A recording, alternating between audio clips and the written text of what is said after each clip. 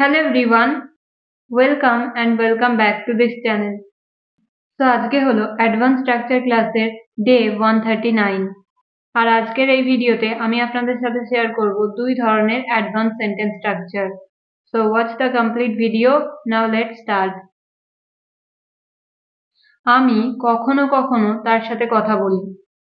সে কখনো কখনো বই পড়ে। আমরা কখনো কখনো ফুটবল খেলি। আমি কখনো কখনো একা বেড়াতে যাই। তো প্রথম স্ট্রাকচারে আমি আপনাদের সাথে শেয়ার করব যে এই বাক্যগুলো আপনারা বাংলা থেকে ইংরেজিতে কিভাবে বলবেন।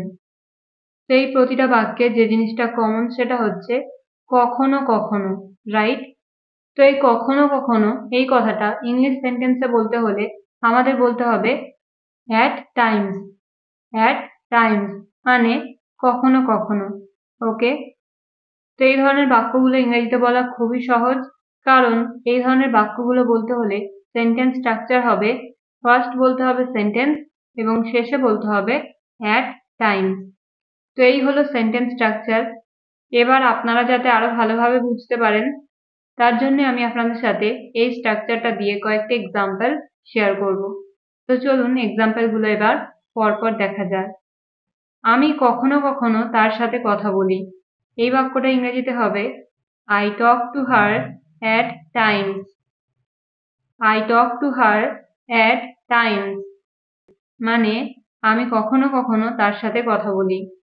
তো এই বাক্যটাতে প্রথমে সেন্টেন্স হচ্ছে I talk to her মানে আমি তার সাথে কথা বলি, কিন্তু সেন্টেন্সের শেষে at times এই কথাটা অ্যাড করতে সেন্টেন্সের মানে হয়ে গেল আমি কখনো কখনো তার সাথে কথা বলি। ওকে, তো পরের এক্সাম্পল দেখা যাক। সে কখনো কখনো বই পড়ে। সে কখনো কখনো বই পড়ে। এই বাক্যটা ইংরেজিতে হবে He reads books at times. He reads books at times. আমরা কখনো কখনো কলেজে যাই।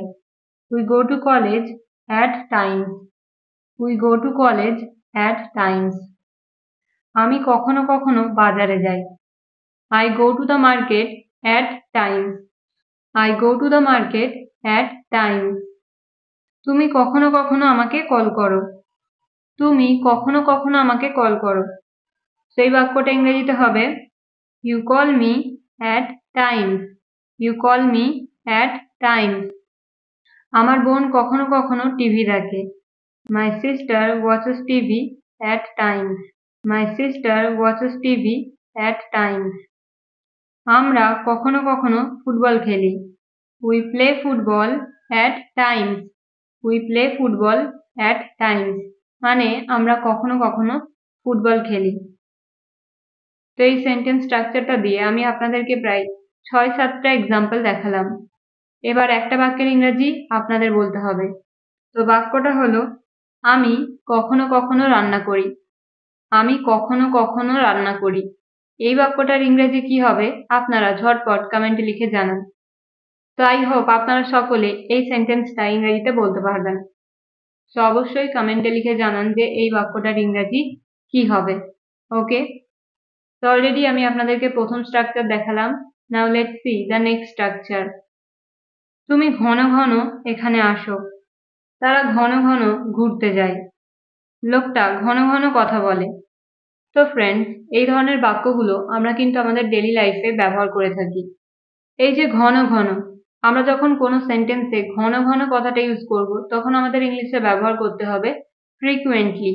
ফ্রিকুয়েন্টলি এর বাংলা মানে হলো ঘন ঘন। তো এই ধরনের বাক্যগুলো বলতে হলে কমপ্লিট সেন্টেন্স স্ট্রাকচার হবে ফার্স্ট বলতে হবে সেন্টেন্স এবং শেষে বলতে হবে ফ্রিকুয়েন্টলি। আর তাহলেই আমরা এই ধরনের বাক্যগুলো খুব সহজে বলতে পারি।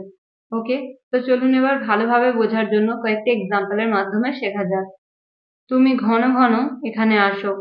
তুমি ঘন ঘন এখানে আসো। You come here frequently. You come here frequently. পরের এক্সাম্পল, লোকটা ঘন ঘন কথা বলে।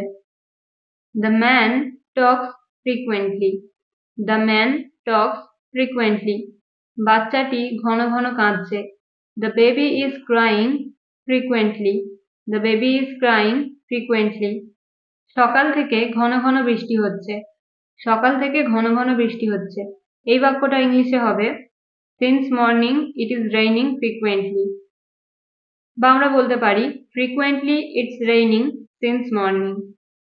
frequently it's raining since morning. I hope আপনারা বুঝেছেন যে এই স্ট্রাকচারটা দিয়ে কিভাবে এই ধরনের বাক্যগুলো খুব সহজে ইংলিশে বলা যায়, right? So now it's your turn. মানে এবার একটা বাক্যের ইংরেজি আপনাদের বলতে হবে। তো বাক্যটা হলো এখানে ঘন ঘন এসো না। এই বাক্যটা আপনারা ইংরেজিতে কিভাবে বলবেন কমেন্টে লিখে জানান। তো এই ছিল আমাদের আজকের 2 ধরনের সেন্টেন্স স্ট্রাকচার। আই হোপ আপনারা এই দুটো স্ট্রাকচার খুব ভালোভাবে বুঝেছেন। এবার আপনাদের কাজ হলো এই স্ট্রাকচারগুলো দিয়ে আরো বেশি বেশি সেন্টেন্স নিজেরা বানিয়ে প্র্যাকটিস করা। ভিডিওটা যদি ভালো লেগে থাকে তাহলে অবশ্যই লাইক করবেন এবং শেয়ার করবেন। Thank you so much for watching. আবার একটা নতুন ভিডিওর সাথে দেখা হচ্ছে। Till then stay happy and keep learning.